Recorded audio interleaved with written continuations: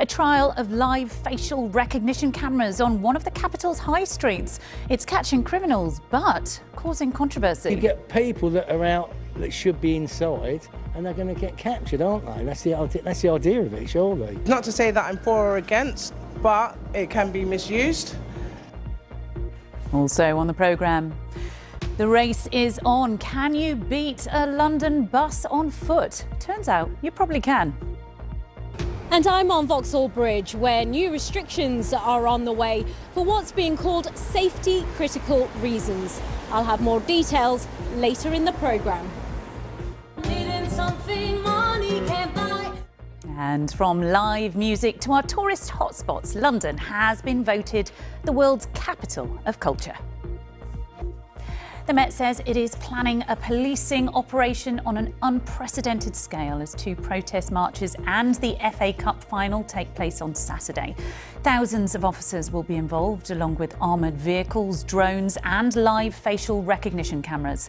It's to keep the Unite the Union and pro-Palestine Nakba Day rallies separate. A third person has been arrested over an arson attack at a former synagogue in East London. The 31-year-old man was arrested in Leighton on suspicion of arson with intent to endanger life. He remains in custody. It follows a series of attacks and attempted attacks on the Jewish community in recent weeks.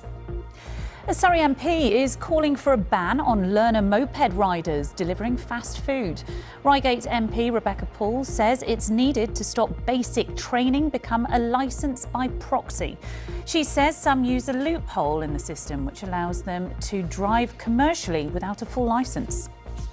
And campaigners are calling for better labelling after finding a single sandwich from Gales had more salt than nearly 5 McDonald's cheeseburgers or 10 rashers of bacon.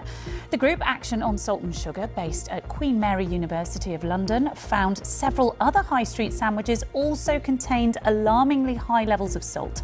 Gales has yet to comment. A look now at some of the other stories from across the region. In Bedfordshire, a record haul literally as police find more than 6,000 fake vinyls at a warehouse in Luton. In Essex, the story of how a cat hitched a 15-mile ride with a neighbour to work.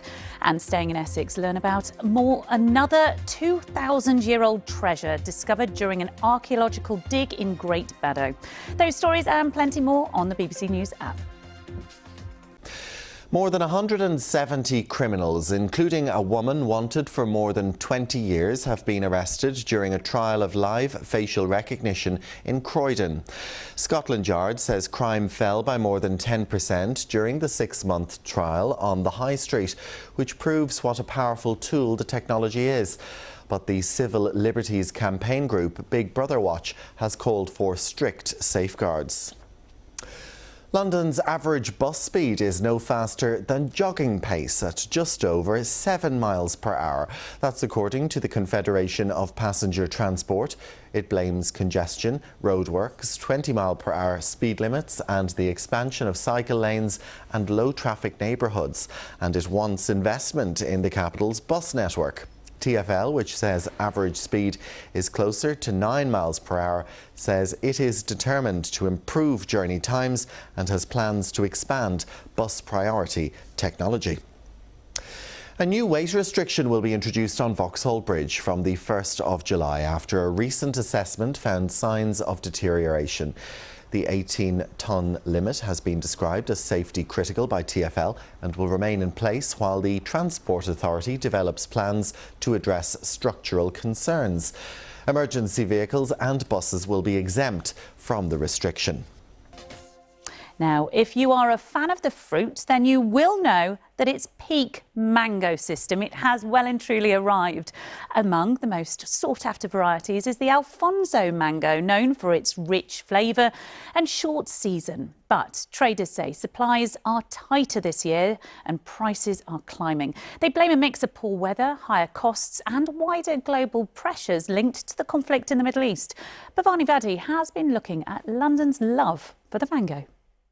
This tune is especially for these guys, okay, special tribute. This mango stall is so popular it's become a pit stop on a tour of Tooting. My name is Shabir Khan and I have been selling mangoes in Tooting from last 24 years. At this time of year, normally many of London's high streets are flooded with Alfonsos, known as the king of mangoes. I heard you're known as a mango uncle around here, is that right? Yes, I'm very famous for the mango uncle. But this year, sellers say Alfonso supplies are lower and that prices are up due to poorer harvests and the conflict in the Middle East. That's why the reason the planes has to fly a long way to come, so the oil prices have gone up, the long route, that's why it's so expensive this year. Back here for my mango. Yeah, you're welcome. Which one you like?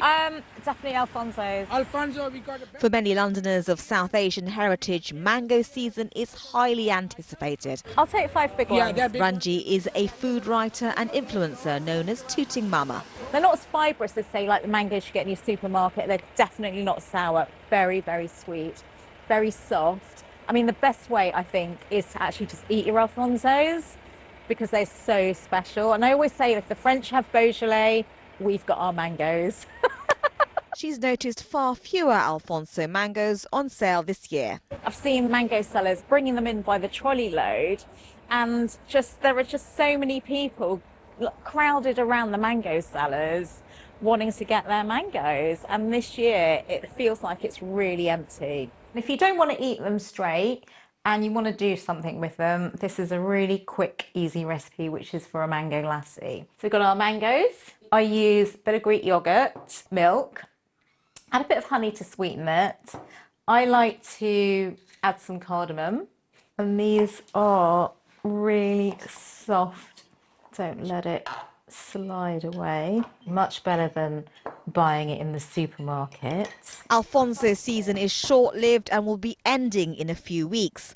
Other mango varieties will be available throughout the summer, but fans say nothing beats the king. This is a little bit of homemade lassi. Shall we try? Oh, cheers, thanks. Cheers. Alfonso lassi. That is delicious. That is scrumptious, isn't it? so much better than anything you've tasted in a restaurant or in the shops. Bhavani Vaddi, BBC London. I drunk it all. And I can tell you some of our team have tasted those mangoes and apparently they are delicious.